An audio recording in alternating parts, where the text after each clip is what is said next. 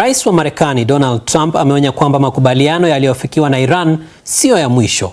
Akizungumza katika mkutano wa kilele wa mataifa yenye uchumi mkubwa zaidi duniani wa G7 hii leo, Trump alisema kuwa Marekani itarudi kurusha mabomu tena ikiwa haitapendezwa na makubaliano ya mwisho.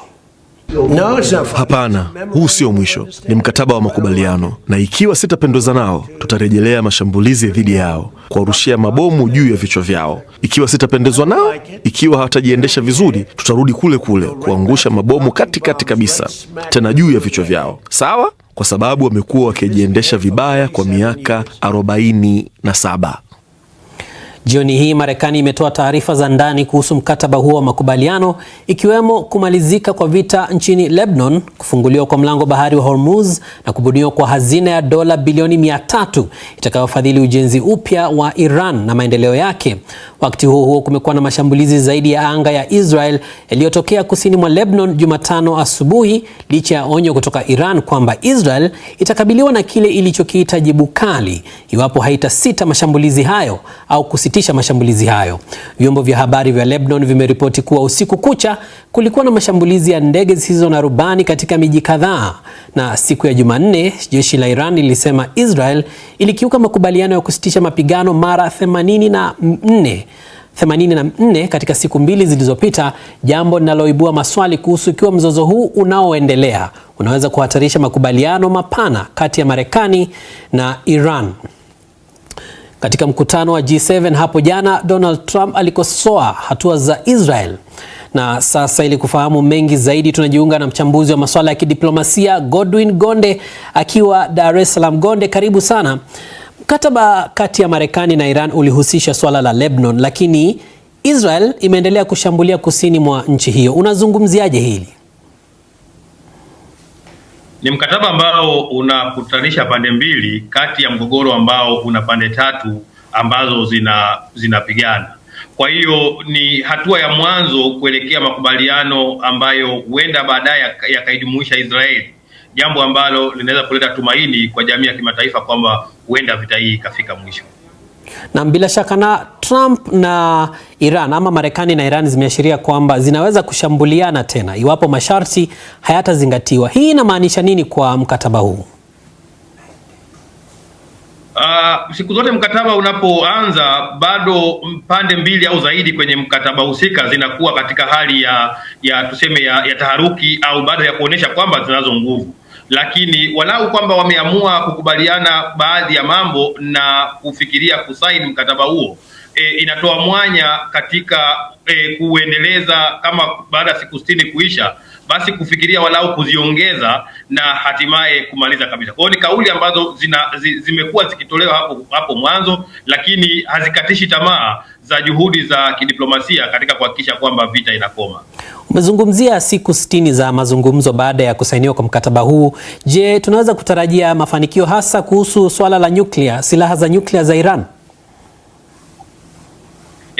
Silaha za nyuklia imekuwa ni moja ya ajenda ambayo imejadiliwa. Kwa hiyo labda baadaye mkataba wote ukiwa wazi utaelezea kwa undani zaidi wameamua nini kwenye hilo.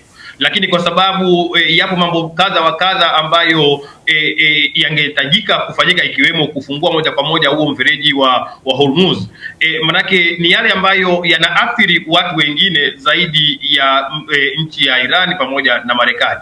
Kwa hiyo swala la nyuklia litawekwa pembeni kwa sasa, wakifikiria kwanza yale ambayo yanaathiri uchumi wa dunia yakitafutiwa ufumbuzi wa haraka.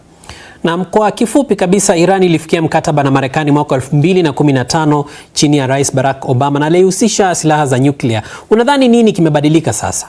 Kwa kifupi tu. Kwa sasa nadhani kikubwa kilichobadilika ni hali ya vita ambayo imeshatokea.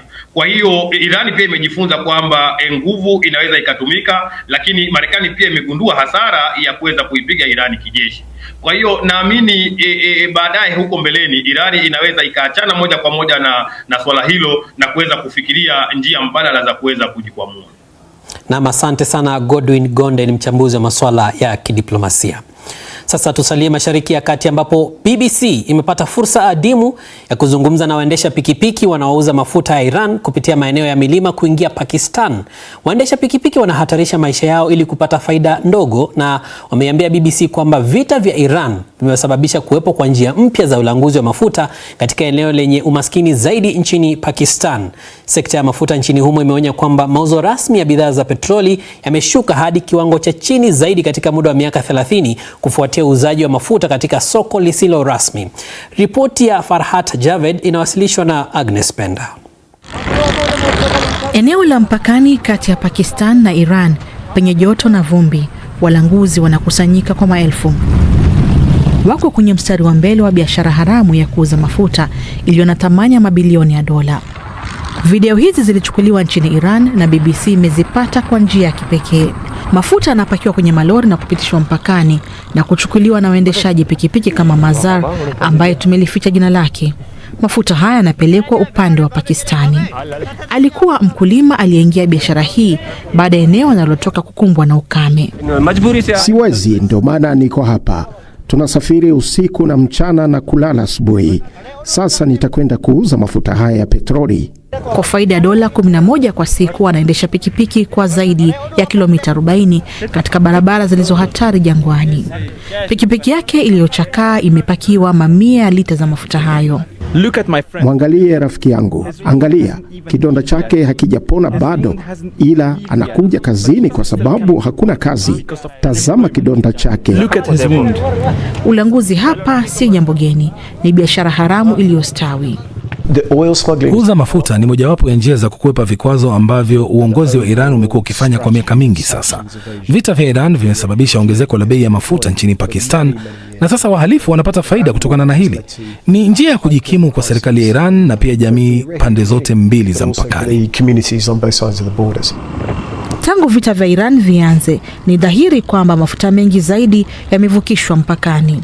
Mapema mwezi huu, makampuni ya kuuza mafuta kutoka Pakistani yalionya serikali kwamba ulanguzi umepunguza mauzo ya mafuta kwa kiwango cha chini zaidi katika miaka 27. Hali wanayosema itagharimu serikali zaidi ya dola milioni 50 kwa mwezi. Lazima mtuelewe, huu ni mpaka ulio wazi. Hatukuziba tu mpaka wetu na Afghanistan, ila pia tumeanza kuziba nafasi katika mpaka wetu na Iran. Kunaweza kuwa na sehemu moja au mbili ambazo walanguzi wanaweza kuzitumia. Ila kwa mamilioni, ulanguzi wa mafuta ni namna ya kujikimu, na kwa waendeshaji hawa pikipiki, faida inasalia ndogo kwa hatari kubwa. Serikali ya Iran haikutujibu tulipotaka kuzungumza nao. Na chini zaidi katika miaka 27. Hali wanayosema itagharimu serikali zaidi ya dola milioni 50 kwa mwezi. Lazima mtuelewe, huu ni mpaka ulio wazi. Hatukuziba tu mpaka wetu na Afghanistan, ila pia tumeanza kuziba nafasi katika mpaka wetu na Iran. Kunaweza kuwa na sehemu moja au mbili ambazo walanguzi wanaweza kuzitumia. Ila kwa mamilioni, ulanguzi wa mafuta ni namna ya kujikimu, na kwa waendeshaji hawa pikipiki, faida inasalia ndogo kwa hatari kubwa. Serikali ya Iran haikutujibu tulipotaka kuzungumza nao.